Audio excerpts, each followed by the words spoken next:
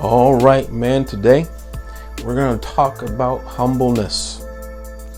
And the only reason why I want to talk about humbleness is because humbleness creates a posture, right? And it is that posture that allows us to be used by God.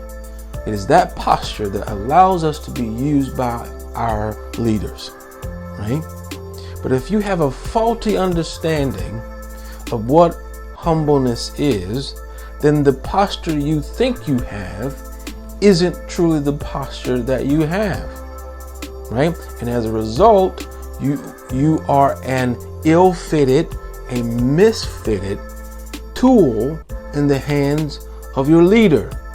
You are an ill-fitted, a misfitted tool in the hand of God. Okay? Humbleness, a humbled person is a person that has a controlled understanding of who they are.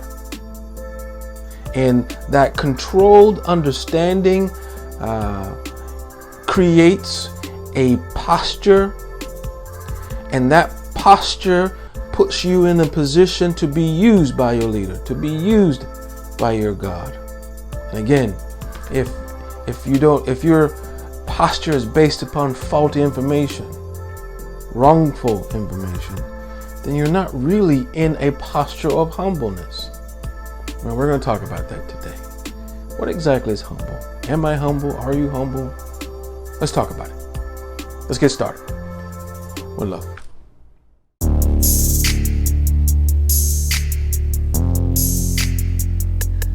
All right, man, let's talk about humbleness. Man, why are we taking time out of your day to talk about humbleness, man? Well, before we get started discussing exactly what humbleness is, let's give you an idea exactly what humbleness can cause. What is the fruit of humbleness? Let's go ahead and look in the Bible. Let's look at Matthew, the 23rd chapter.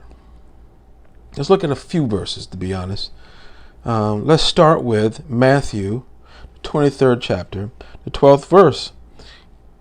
Matthew 23:12, and it reads as follows: "And whosoever shall exalt himself shall be abased, and he that shall humble himself shall be exalted."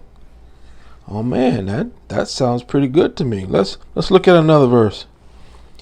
1 Peter 5:6. No. Before we leave the book of Matthew, let's turn with me to Matthew 18. And let's do things in decency and order. If I got another verse to read in Matthew, let's go to Matthew. Let's stay in Matthew. Gee whiz. Turn with me to Matthew 18 and 4. Matthew 18 and 4. And it reads as follows: "Whosoever therefore shall humble himself as this child, the same is the greatest in the kingdom of heaven." My goodness, really? Is that true? Turn with me to 1 Peter. 1 Peter 5 and 6, the 5th chapter, the 6th verse. And it reads as follows: "Humble yourselves, therefore, under the mighty hand of God, that he may exalt you in due time." So, what are we seeing? We are seeing that humbleness has a positive effect, that you get some good stuff from being humble, right? And I think the things that certainly that these verses that indicates that comes from humbleness are things that we need.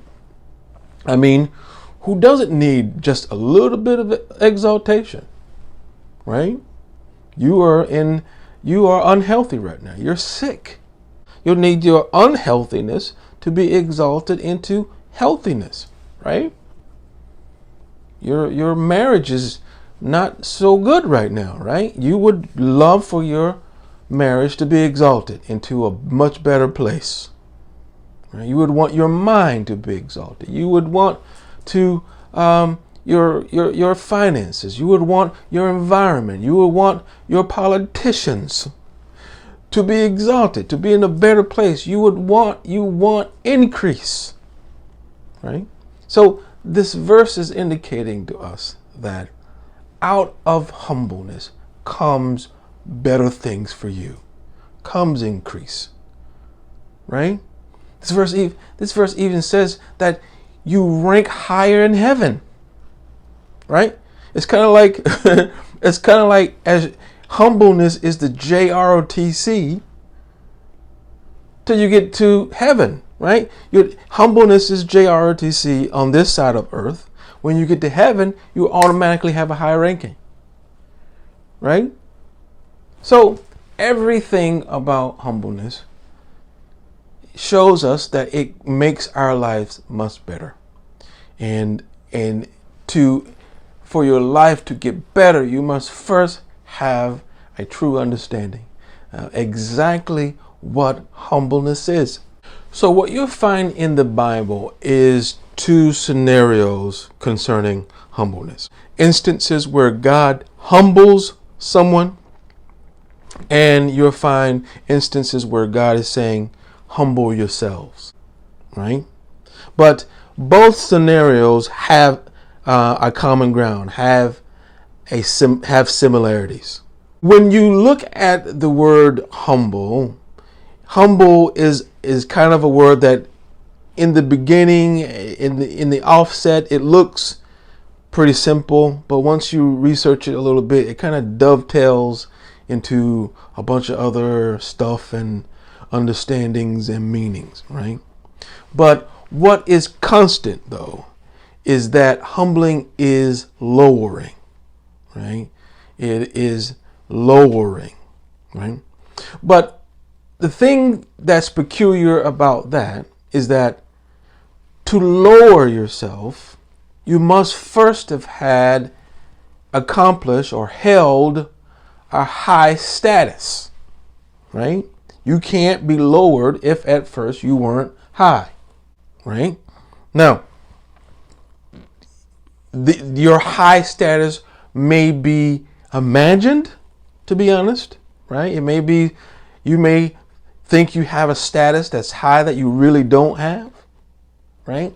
You may have an unhealthy high status, right? An unhealthy high status that is affecting your life negatively, that's affecting your family's life negatively, that's affecting your relationship with God negatively. And that would be the perfect scenario for a person to be forced out, right? God is forcing you to be humbled because you have an imaginary high status. God is forcing you to be humbled because it's unhealthy. It's causing negativity in your life, in your environment, with you and God, right? So even the person that has voluntarily lowered themselves, they first must have held some type of high status, right? So in essence, humbled people are people of high self-esteem. Let me say that again. Humbled people are people of high self-esteem. These are people that have accomplished things. These are people that have held some type of high status in their lives. High status meaning they may have some powerful talent. They may have a bunch of money. They may be extremely good around the women. They may be extremely talented in their community. They may hold a high status in their club, in their church, in their home. To be humbled, you first had to have experienced a high status. And you are being lowered from that high status to a lower posture. Right? So what we're seeing then is that a humbled person isn't a person that accentuates his or her weaknesses. A humbled person isn't a person that goes around displaying what they cannot do. Oh God, I'm humbling myself before you today as a person that has never done anything. God, I'm humbling myself before you as a person that has no money in the bank. I'm humbling myself before you today, God, as a humble servant who hasn't heard, seen, felt anything in life, right? Those aren't humbled people. Humbled people are people who have held a high status, has accomplished something, right? And have acknowledged and understands their experience in that high standard, in that high status, placed that high status in perspective on the shelf. They are controlling their understanding of themselves as a person of high status and have voluntarily, for example, stepped down into a lower position, into a lower posture, right? To humble yourself as a husband, for example, you had to step down from the understanding, from the high status of being a ladies' man. You accomplished that in your life. You accomplished the high status of being a ladies' man, as being a player, as being a person who had their way with women. But you understood that high status that you once held. You placed it on the shelf. You controlled what you know of yourself concerning your abilities to get the women's, right? You control it.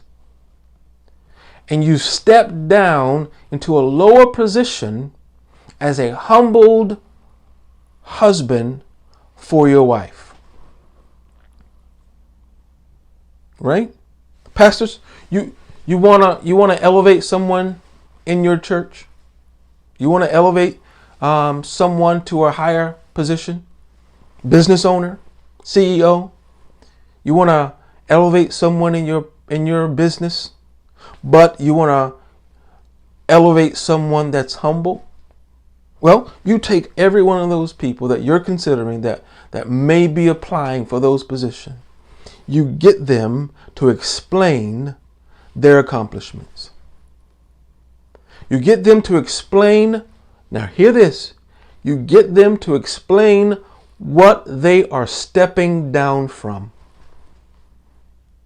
What have you lowered yourself from?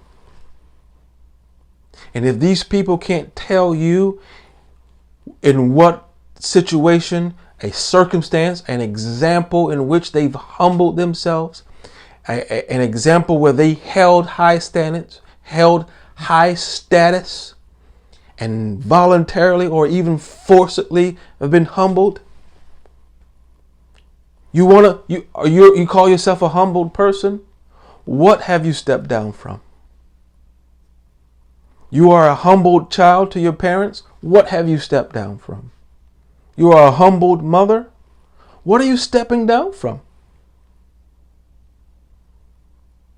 It is a humbled person that controls, that wields great power and chooses to sheath that power for the sake of their leader, for the sake of being used, for the sake of God. You don't want to be around people who call themselves humbled, but all they do is recognize and display what they can't do, what they have not done, where they have not been, their failures. The bad things that's happened to you doesn't make you humble. Your inabilities doesn't make you humble. It's your controlled understanding of yourself, leaving behind high status, leaving behind what you know you have accomplished, leaving behind an attitude that you know that you once had. You were a thug in the streets. Everybody knew that who you were in the streets. But you stepped down as a person that would shoot at any minute, that would fight in any minute, into a lower posture to become the deacon in your church. You were known as a person that will drink anybody under the table. But you've lowered yourself. You've humbled yourself from that to accept the posture to be used by God. Rethink your understanding of what humbleness is. You're not humble because you can't. You're not humble because you're weak. You're not humble because you're shy. You're not humble because you're afraid. You're humbled because you know what you've done, but yet and decided to be used by God. All right, man, I gotta go. Stepping down from a high status into a lower status to be used. That's humbleness. And once you understand that, we've learned earlier in this video that there are some good things that comes from being humble. There's some exalting that comes from a person that's humble. A person of high standards, high status, lowers himself to a lower posture as a result of being humble, is exalted again. So he or she rises again because of their humbleness. That's what humbleness is. All right, man, again, I gotta go. I hope I explained that to you. I hope you got something from that. I say it every week. I mean it every week, including this one. Thank you for showing up.